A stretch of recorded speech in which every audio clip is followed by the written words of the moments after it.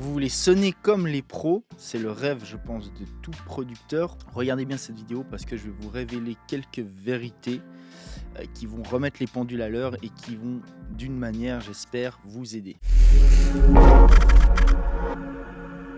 Donc étant moi-même aussi producteur, c'est quelque chose que je connais bien. On est tous passés par là, je pense. On connaît tous ce sentiment de se sentir comme une M parce que on n'arrive pas à avoir le son qu'on voudrait. On n'arrive pas à avoir le même son que les pros, entre guillemets, ou que les gros artistes. Et on se demande pourquoi. Et je pense qu'il y a une sorte de malentendu qui est dû à plusieurs choses, qui est dû déjà aux vendeurs de plugins. Toutes les boîtes qui vendent des plugins, qui vendent des outils, ont vraiment dans leur intérêt de vous faire croire qu'avec leurs outils, vous allez y arriver. Donc ça, je pense que c'est un truc qui généralement crée un malentendu comme ça et crée une sorte de faux espoir pour les gens, ou en tout cas un faux espoir dans le sens, dans le temps que ça va mettre à y arriver. Moi, dans cette vidéo, justement, je vais essayer justement plutôt de vous aider. Je vais vous faire retomber sur terre et vous dire exactement ce qu'il en est, à quoi vous attendre. Donc maintenant, on va parler un petit peu du temps que ça prend, du temps que vous pouvez espérer prendre pour arriver à un niveau professionnel, on va dire. Quand je parle de niveau professionnel, je parle d'un niveau où vous arrivez à produire des choses et à sortir un son global,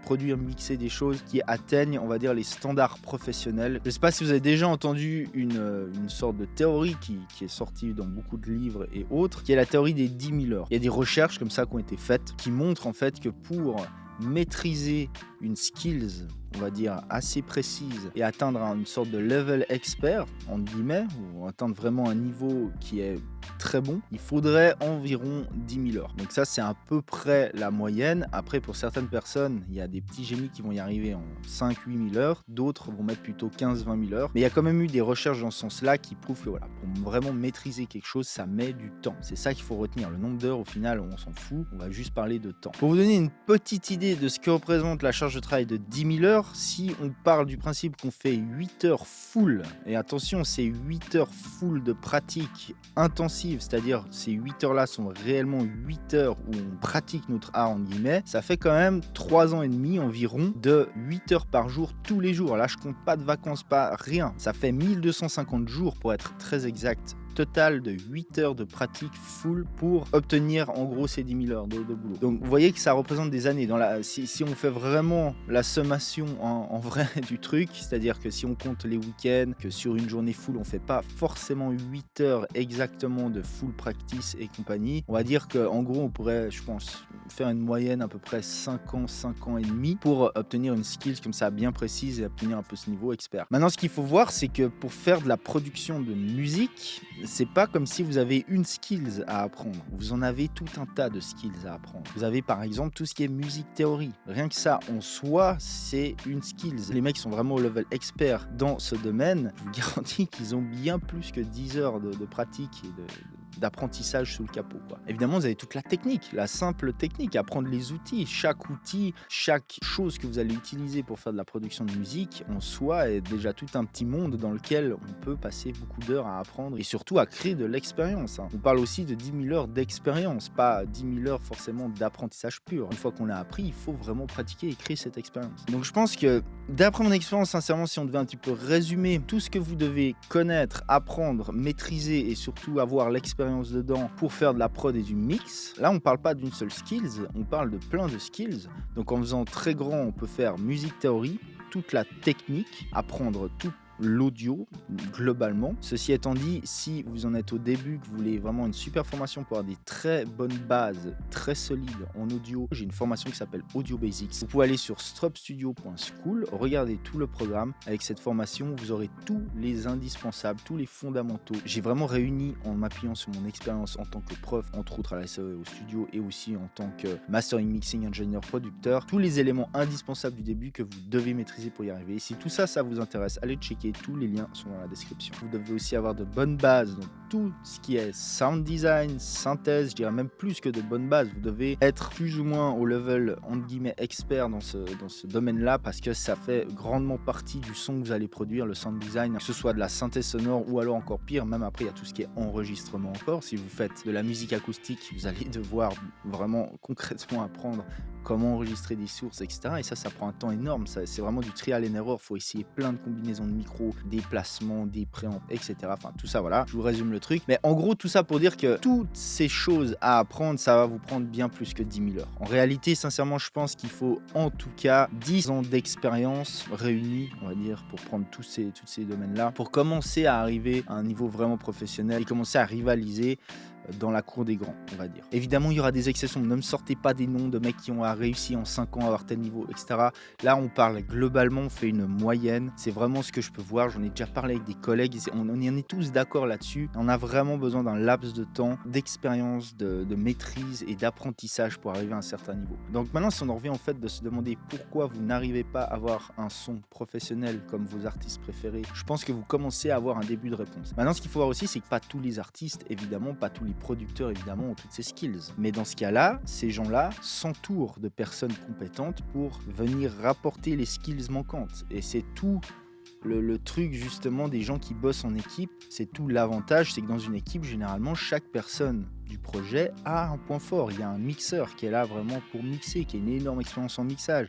Il y a un producteur qui est là pour produire, qui lui a une énorme expérience justement juste en production, en sound design, en arrangement, en théorie musicale. Et pour finir, il y a aussi souvent un mec qui va faire un mastering, qui lui de nouveau a une super expérience dans le mastering. Donc ça c'est un peu le modèle ricain, c'est le modèle quand il y a du budget, mais c'est ce qui se fait et les 3/4 des grands artistes bossent comme ça. Donc voilà, en gros, là on peut commencer à avoir deux chemins qui se dessinent. C'est soit vous êtes full tout seul, mais dans ce cas-là vous allez mettre énormément de temps à acquérir toute la technique nécessaire, soit vous êtes plutôt spécialisé dans un domaine précis, par exemple la production, mais dans ce cas-là vous allez devoir vous entourer de personnes compétentes dans les divers domaines manquants que vous ne maîtrisez pas. Et ça, quoi qu'on pense, c'est la réalité. Dans les faits, c'est la réalité. Okay, les trucs vraiment au top niveau, c'est une des deux solutions. Et évidemment, il peut y avoir des entre-deux. Maintenant, il y a beaucoup d'artistes, par exemple, qui produisent et mixent eux-mêmes et se servent d'un mastering engineer pour vraiment corriger.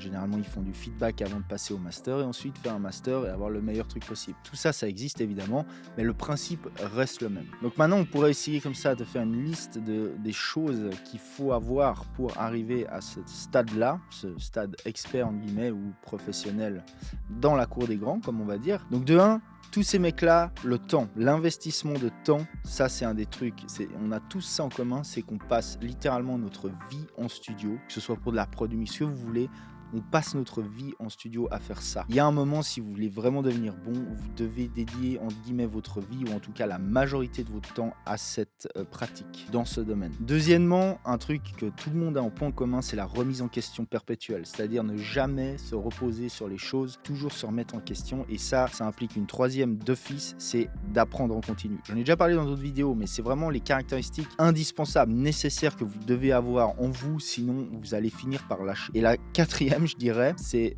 d'être têtu comme la mort, c'est-à-dire réellement ne jamais lâcher. S'il y a bien un truc qui différencie les mecs qui finissent par y arriver et ceux qui n'y arrivent pas, c'est le fait de ne jamais lâcher. En réalité, les échecs n'existent pas. Là, je vais vous répéter des trucs que vous pouvez retrouver dans plein de livres, etc. Mais au final, c'est super vrai. Il n'y a pas d'échec. Si vous n'arrivez pas à un certain résultat, vous apprenez. Si vous y arrivez, vous y arrivez. Donc vous êtes content et dans ce cas-là, vous pouvez passer à l'étape d'au-dessus qui est de faire encore mieux. Mais quand on essaye quelque chose et qu'on n'y arrive pas, qu'on a entre guillemets un échec, il n'y a pas d'échec. Si quand on n'arrive pas à quelque chose, c'est justement ça, ce truc précis, le fait de ne pas y arriver, qui va nous faire avancer et qui va nous faire apprendre et nous faire nous remettre en question pour y arriver. Donc voilà, posez-vous la question, est-ce que vous avez déjà ce mindset? Est-ce que déjà vous êtes réellement prêt à en chier pendant des années pour arriver à ce résultat? Ou est-ce que vous faites de la musique juste pour faire de la musique et c'est un truc un peu passager, vous aimez bien ça, mais vous voyez pas faire ça comme un vrai full-time job? Donc voilà, tout ça c'est la réalité, c'est comme ça que ça va se passer dans la majorité des cas. Encore une fois, ne me sortez pas des exemples de petits génies, de gars qui sortent de nulle part et qui arrivent d'un coup à faire un truc de ouf, parce que pour 95% des cas, ce sera pas ça. Maintenant, évidemment, j'ai pas envie de vous décourager, loin de là. Au contraire, j'ai envie simplement de vous donner un peu une vue de la réalité et simplement vous donner un petit peu ma vue à moi en tant que professionnel, travaillant dans un studio, voyant beaucoup d'artistes, de trucs qui se passent, etc. C'est vraiment ça qu'il en ressort. Si vous voulez absolument tout maîtriser, moi c'était mon cas par exemple, j'ai toujours voulu dès le début, tout m'intéresse dans l'audio. En partant du processus d'écriture, de production, de mixage, de mastering, tout ça c'est des trucs que j'adore faire, tous les uns autant que les autres, et j'adore changer de casquette comme ça et essayer de tout faire moi-même. Moi c'était vraiment mon cas. Ou alors vous êtes prêt plutôt à peut-être produire, à vous entourer de gens, ce qui est toujours bien aussi en tant qu'artiste. En tant qu'artiste, si vous voulez développer une carrière, de toute façon vous allez devoir vous entourer de personnes. Vous allez devoir avoir un bon manager, vous allez devoir avoir plein de choses autour de vous qui vont vous aider dans plein de tasks comme ça spécifiques. Donc dès le début, vous pouvez essayer de vous entourer de personnes qui peuvent vous suivre et vous aider tout simplement quoi. Si vous êtes un artiste débutant, trouvez-vous un ingé débutant qui lui aussi tirera profit si vous voulez du fait de pouvoir travailler sur vos projets, se faire lui aussi de l'expérience, et comme ça vous grimpez les deux en même temps. Et ça je pense c'est une route beaucoup plus raisonnable. Si ce que vous aimez vraiment c'est faire de la musique, de la prod, prenez plutôt cette route, entourez-vous de personnes, cherchez des gens, cherchez un ingé dès le début qui peut vous aider, cherchez peut-être un coproducteur, un gars avec qui produire, apprendre à deux, c'est pareil, à deux cerveaux on apprend plus vite. Si les deux cerveaux sont dans un bon mindset, on rapporte plus d'informations à deux que si on est tout seul, et on apprend l'un de l'autre et on monte en même temps. Mais en tout cas le but de cette vidéo c'était vraiment un petit peu de vous ouvrir les yeux, d'arrêter de vous dire que vous allez réussir à tout faire vous-même en 2 ans. Ça n'existe pas, ça n'arrivera pas. Sincèrement c'est très très rare, il faut vraiment remettre un petit peu les points sur les i à ce niveau là quoi. Donc si vous voulez d'autres vidéos sur comment progresser en production et compagnie, je vous mets des vidéos ici. Les gens, c'était Igor Choy de Strub Studio, je vous dis à plus, ciao.